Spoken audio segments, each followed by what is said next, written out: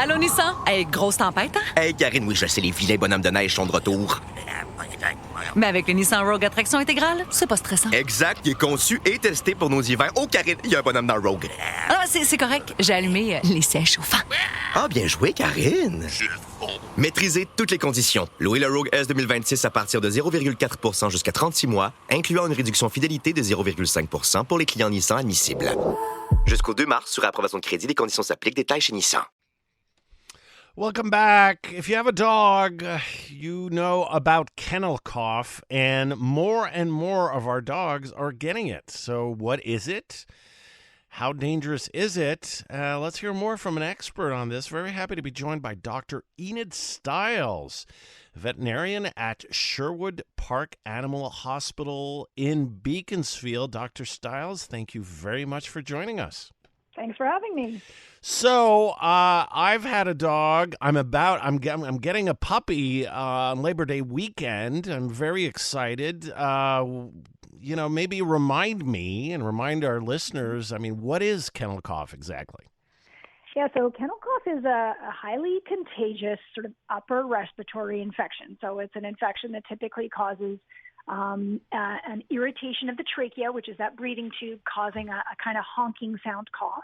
It can sometimes lead to, sneezing, nasal discharge, eye goop, that kind of stuff too. But mostly for most pets, it's going to be a kind of honking like cough. So, which is regular, right? It's something that happens constantly. Is that it? Yeah, we do see lots of dogs getting kennel cough for sure.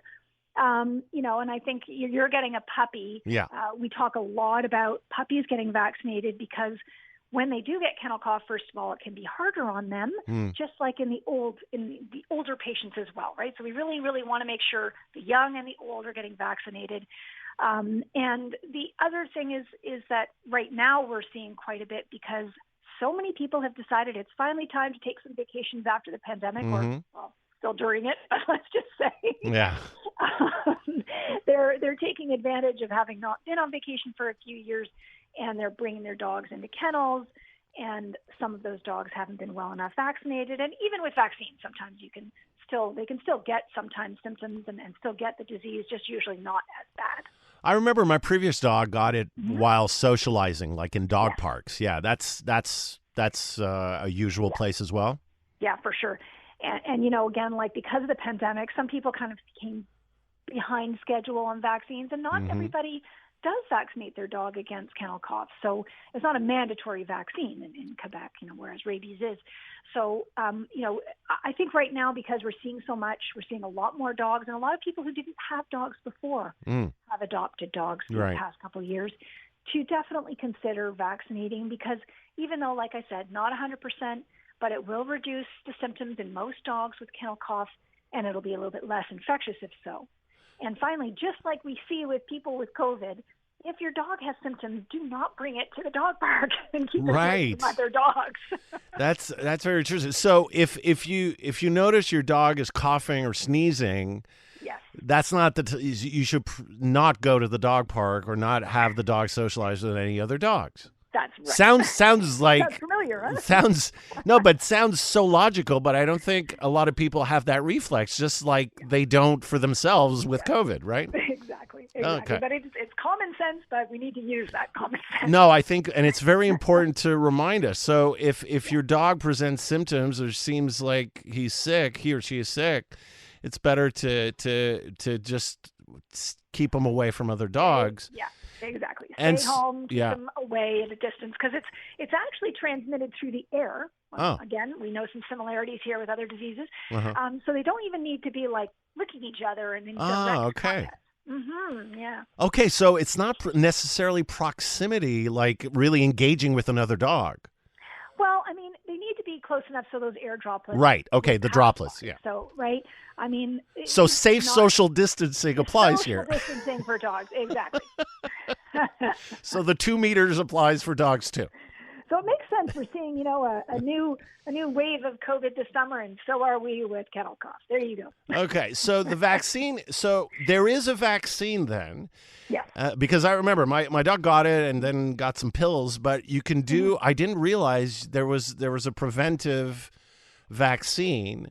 And any side effects, anything? Is it particularly expensive? No, it's No? the same cost as other vaccines, and it's Okay. actually a really, really easy vaccine because most dogs, we give it either as a spray in the nose or in the mouth. Okay. So they tolerate it. It's fairly mild as far as vaccine goes, and it's just the regular cost of a vaccine. And is it a one-time thing, or is there a series of right? treatments? So typically they last a year, those Oh. vaccines. Not longer, but yearly. So you should renew every year.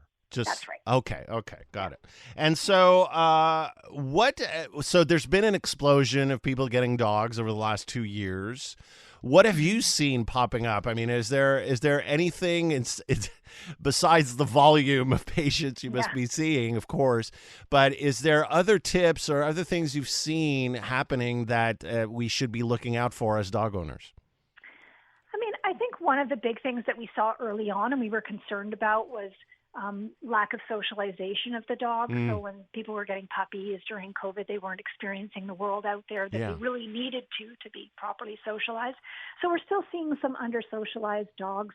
And I think that's going to take time to change, and hopefully those dogs will be able to gradually be socialized in this world. The other thing I think that's important is just to really have those conversations with your veterinarian, because a lot of people are new dog owners. Yeah. And so they just don't know about things like tick-borne diseases and prevention for heartworm and intestinal parasites, and they don't know about general vaccinations and neutering and things like that. So just don't be afraid. We're very busy. It's true. We are burdened as a profession right now, but it is our pleasure to help, and prevention is still much better than dealing with the problem after it's happened. Now, this is not necessarily a direct medical question, but I'd love to have your insight on the fact that with a lot of dogs and a lot of dog owners, they were at home 24/7 with their dogs, and now they're going back to work, leaving their dogs alone. There are issues there. Do you have any tips for that situation? Well, you know, I think if you're not already back at work and leaving them at home all day, then you should get ready for that. So starting to teach them that this is routine, even if you don't need to leave the house for 2 hours, do it. Start training them to get used to it. Exactly. Yeah. And give them something good to do. If they're crate trained, great. If they're not, make sure you puppy proof the house and give them, a stuffed Kong, something that's going to be positive, and have that be the same message every time you leave, so they know good things happen when mom and dad leave, but when I come back, they're going to come back too, and they don't need to be so worried. So getting them prepared and getting that routine set up prior to actually leaving them for an entire day is a good idea. That's a great tip. And are dogs getting COVID right now? Is there COVID amongst the animals you're seeing? So we know that dogs can get COVID, but they typically do not get symptomatic. I see. And so really we're not seeing that. There have been a lot of testing done on COVID in dogs and cats and other species, and we've been fairly fortunate that certainly for dogs and cats, the number of cases is minimal, and in fact, the dog's pretty much non-existent. I will get my puppy vaccinated, Dr. Styles. Good. Thank you so much for coming on this morning. You're very welcome. Have a great weekend. You too. Dr. Enid Styles, veterinarian at Sherwood Park Animal Hospital in Beaconsfield.